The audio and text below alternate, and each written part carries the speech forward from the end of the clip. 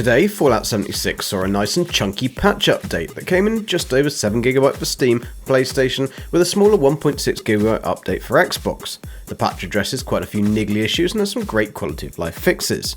And yes, the burning question, no pun intended, despite the Burning Love Challenge event starting today, the Union Power Armour issue seems to have been addressed.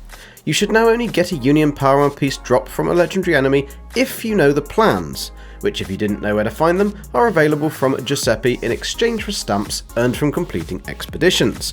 However, it says nothing about actually being able to pick the damn things up, so we can only hope and pray. If you need a quick info vid for the current Burning Love event, including all the weekly challenges, please see this video, link in the description.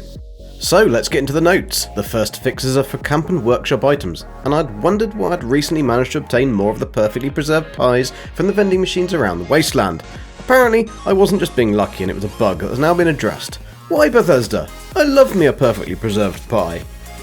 Several items have been fixed in the building and crafting menu, including the beer stein display case and the jewellery flare display that I know a lot of people had mentioned. And just in damn time, the Flamer napalm tank is now apparently once again craftable. Onto the challenges, and this is a great fix and one that was super irritating. Birthday cake will now finally count as eating cake, and it's still one of the most OP consumable items from your camp. And 8 slices too! The next is an amazing and long-awaited fix, but just a damn shame they didn't add it before I opened over 80 mole miner pails. We will finally get the correct contextual ammo for the weapon we have selected when opening spooky treat bags, holiday gifts and mole miner pails. Better late than never, I guess. The communist items that had been previously not available to craft, for example the communist spy ski outfit, are now craftable once again. This also includes the communist handmade rifle skin, which is rather snazzy. Finally, in the crafting section they have fixed the Furious legendary effect, where it was only giving a maximum of 45% damage bonus after each consecutive hit. It'll now give the intended 90% maximum damage bonus, so greatly increasing the damage to what it should have been for the Furious weapons.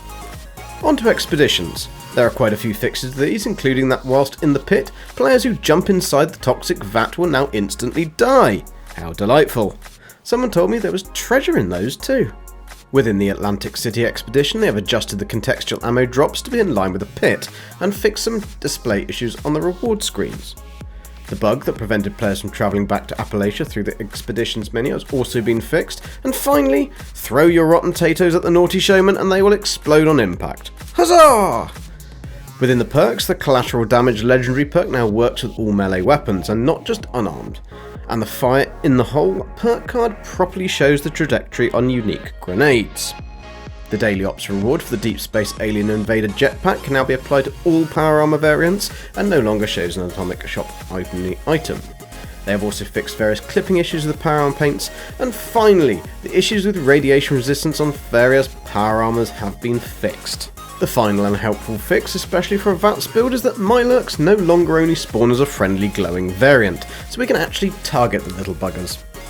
And that, my friends, is my quick overview of the latest patch notes. There's some great stuff in here. For the full list of all the details, please see the description. I'm GoldenGek, and have fun out there. See ya.